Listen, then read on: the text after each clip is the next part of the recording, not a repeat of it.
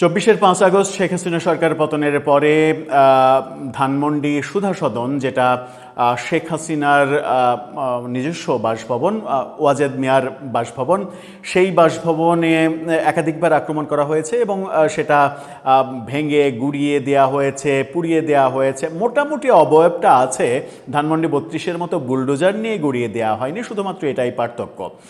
মাটির সঙ্গে গুড়িয়ে দেওয়াটা বাদ দিয়ে সব কিছুই হয়েছে, পুড়িয়ে একেবারে শেষ করা হয়েছে এবং সেটা এখন একটা পোড়ো বাড়ি এবং ভৌতিক একটা বাড়িতে রূপান্তরিত হয়েছে।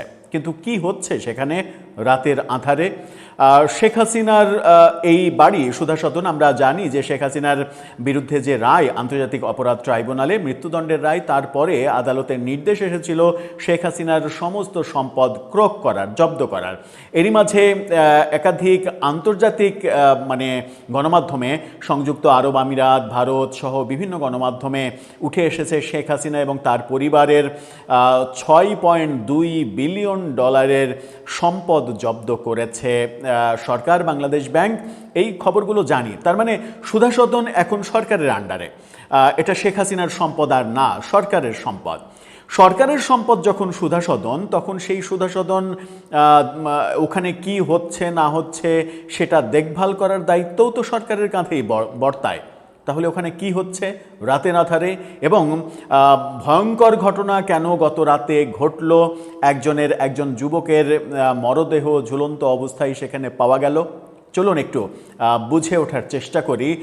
একদিন পর, অন্তত ২৪ ঘন্টা পর এই খবরটা গণমাধ্যমে কেন এলো, কেন এই খবরটা চেপে যাওয়ার চেষ্টা করা হচ্ছিল?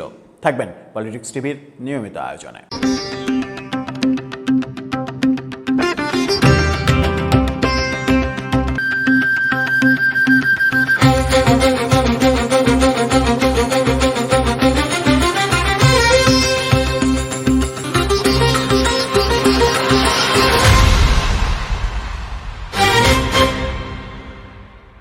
দর্শক, বলছিলাম ধানমন্ডিতে শেখ হাসিনার যে বাসভবন ছিল সুধা সদন, সেই সুধা সদন এখন একটা পরিত্যক্ত বাড়ি, আগুনে পুড়ে সব কিছু, তো আর কিছু নেই। তো সেই পরিত্যক্ত বাড়ি, আমরা জানি যে গত 2 বছর ধরে এটা কখনো পাবলিক টয়লেট, কখনো মাদক সেবীদের আড্ডা, সন্ত্রাসীদের আড্ডা, এই কাজগুলোতে পরিণত হয়েছে সেই জায়গাটা। এবং সেই জায়গাটা যে কোনো ভালো মানুষ যায় না সেটা মোটামুটি নিশ্চিত। আমরা দেখেছি যে ওটা তো শেখ হাসিনার ধানমন্ডির 5 নম্বরে বাড়ি, আওয়ামী লীগের যে প্রধান কার্যালয় বঙ্গবন্ধু এভিনিউতে, সেই কার্যালয় তো গণশৌচাগারে পরিণত হয়েছে 5 আগস্টের ভাঙচুর এবং পোড়ানোর ঘটনার পরে। যদিও কয়েক দফা সেটা দখলের চেষ্টা করা হয়েছে জুলাই যোদ্ধাদের নামে, এবং সেটা দখলের প্রক্রিয়া সম্পন্ন করতে এনসিপি নেতা কয়েকজনকে নিয়ে ওখানকার একটি বেশ দামি হোটেলে অন্তত প্রায় 1 বছর অবস্থান করে টাকা না দিয়ে, 12 লাখ টাকা বিল না দিয়ে সেখান থেকে পালানোর ঘটনাও আমরা দেখেছি, এবং পার্শ্ববর্তী চায়ের দোকান এবং হোটেলে লক্ষাধিক টাকা বাকি রেখে পালিয়েছে, এরকম খবরও আমরা দেখেছি। সুধা সদনে হচ্ছে কি, খবর যেটা বলছে সেটা খুব একটা স্বস্তির খবর না। ইন্ডিপেন্ডেন্ট টেলিভিশনের এই শিরোনামটা দেখে নিন। সেখানে বলা হচ্ছে, পরিত্যক্ত সুধা সদনে ঝুলছিল যুবকের মরদেহ। কেন? সেটা কি সেই যুবক কি সেখানে নিজেই কাজটা করেছে, নাকি ঘটনা ঘটিয়ে কেউ ঝুলিয়ে রেখেছে?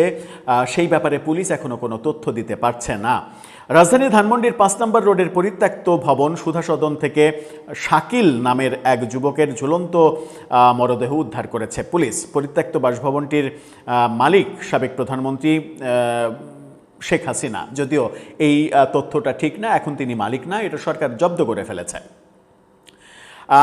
আজকে বেলা 11টার দিকে এই ঘটনা ঘটে, কিন্তু গণমাধ্যমে খবর এসেছে রাতে 11টার দিকে এই মরদেহটি উদ্ধার করা হয়। ঘটনাটা ঘটেছে গত রাতে। পরে বিকেলের দিকে মরদেহ ময়নাতদন্তের জন্য ঢাকা মেডিকেল কলেজের মর্গে পাঠানো হয়েছে। 11টার দিকে উদ্ধার করা হয়েছে, বিকেলে ময়নাতদন্তে পাঠানো হয়েছে। তার মাঝখানে অনেক সময় নেওয়া হয়েছে এই সিদ্ধান্ত নিতে যে এই ব্যাপারে কি করবে। নিশ্চয়ই ঊর্ধ্বতন কর্তৃপক্ষের সঙ্গে দেন দরবার মিটিং অনেক কিছু হয়েছে পুলিশের, স্থানীয় পুলিশের। ধানমন্ডি থানার উপপরিদর্শক এসআই ওয়াদুজ্জামান তিনি বলেন, আমরা স্থানীয়দের মাধ্যমে জানতে পারি ধানমন্ডি থানাধীন সুধা সদনে অজ্ঞাত এক যুবক গলায় ফাঁস লাগানো অবস্থায় ঝুলে আছে। পরবর্তীতে আমরা ঘটনাস্থলে গিয়ে মরদেহটা উদ্ধার করে আইনি প্রক্রিয়া শেষে ময়নাতদন্তের জন্য ঢাকা মেডিকেল কলেজ হাসপাতালে পাঠিয়ে দিই। তিনি জানান, পরে সিআইডির ক্রাইম সিনের মাধ্যমে নিহত যুবকের পরিচয় শনাক্ত করা গেছে। তার বাড়ি মোহাম্মদপুরের জিগাতলার শিবপুর টালি অফিস। জিগাতলা আসলে মোহাম্মদপুর এলাকা নাকি ধানমন্ডি এলাকা? আমার মানে ধানমন্ডি এলাকা। শিবপুর টালি অফিস এলাকার 295/GHA 7 এই বাসায় তিনি থাকতেন। তার বাবার নাম সেকেন্দার আলী মাতুব্বর। ময়নাতদন্তের প্রতিবেদন পেলে এই মৃত্যুর সঠিক কারণ জানা যাবে, এটা পুলিশের এসআই বলছেন। 2024 সালের 5 আগস্টে সরকার পতনের পরে এই বাড়িটি একাধিকবার আক্রান্ত হতে আমরা দেখেছি। এখন সেটা আসলে মূলত ভূতের বাড়ি, পাশাপাশি মাদকসেবীদের আড্ডা, সন্ত্রাসীদের আড্ডায় পরিণত হয়েছে। যেহেতু শেখ হাসিনার যে মৃত্যুদণ্ডের রায়, সেই রায় ঘোষণার পরে আদালত সাথে সাথে এটাও বলেছে যে তার সমস্ত সম্পদ বাজেয়াপ্ত করতে হবে, জব্দ করতে হবে, এবং তার সম্পদ, তার পরিবারের অনেকের সম্পদ জব্দ করা হয়েছে। এই খবর শুধুমাত্র দেশের পত্রিকায় না, আন্তর্জাতিক মিডিয়াতেও প্রকাশিত হয়েছে। দুদিন আগেই সেটা নিয়ে আমরা কথাও বলেছি। সেরকম অবস্থায় এটা দেখভাল তো সরকার করবে। সরকার কি ঠিকঠাক মতো এটা দেখভাল করতে পারছে না? প্রফেসর ইউনূসের আমলে যে অবস্থা তৈরি করা হয়েছিল, এরকম শুধু শেখ হাসিনার এই বাড়ি তো না, সারা দেশে এই ঘটনা ঘটেছে। এবং যেগুলো জব্দ করা হয়েছে সম্পদগুলো, সেগুলো সরকার কেন দেখভাল করবে না? সেটা তো একটা বড় ব্যাপার। আর রায়টা তো হয়েছে মেটিকুলাস ইউনূস সরকারের আমলে, সুতরাং এই দেখভালের দায়িত্বটা প্রথমত তো তাদের ছিল। যদিও এখন তো তাদের দোষ দেওয়ার উপায় নেই, এখন বিএনপি সরকার, ঘটনাটা বিএনপি সরকারের আমলে ঘটেছে, তাই তারা বলবে যে ঘটনা তো বিএনপি সরকারের আমলে ঘটেছে, আমাদের কি? আপনারা যে ওটাকে সন্ত্রাসীদের আস্তানা, মাদকসেবীদের আস্তানা বানিয়ে গেছেন, তাতে আসলে কোনো দোষ নেই। এখন প্রশ্ন হচ্ছে যে এরকম এই সুধা সদনের ঘটনাটা পাওয়া গেল, তার মানে হচ্ছে যে এটাতে ঠিকঠাকভাবে নজর না দেওয়ার কারণে এরকম একটা বড় ঘটনা ঘটলো। এখন কি অন্তত সরকার সচেতন হবে যে বাকি যেগুলো আছে, বিশেষ করে আওয়ামী লীগের হেড অফিস বঙ্গবন্ধু এভিনিউতে কিংবা ধানমন্ডি 3 নম্বর রোডেই, সম্ভবত 3 নম্বর রোডে আওয়ামী লীগের সভানেত্রী শেখ হাসিনার যে অফিস, পরপর 3-4টা বিল্ডিং মিলে তাদের অফিস ছিল, যে অফিসগুলো এখন ধ্বংসস্তূপে পরিণত হয়েছে, সেগুলোতে ঠিকঠাক মতো নজর রাখা হচ্ছে কি, নাকি সেগুলোকেও মাদকসেবী সন্ত্রাসীদের অভয়ারণ্যে পরিণত করে এরকম বড় বড় ক্রাইমের উপাদান তৈরি করা হচ্ছে? দর্শক, আপনার কাছে কি মনে হয়, এভাবেই চলবে দেশ? আপনার মতামত জানিয়ে লিখতে পারেন আমাদের কমেন্ট বক্সে।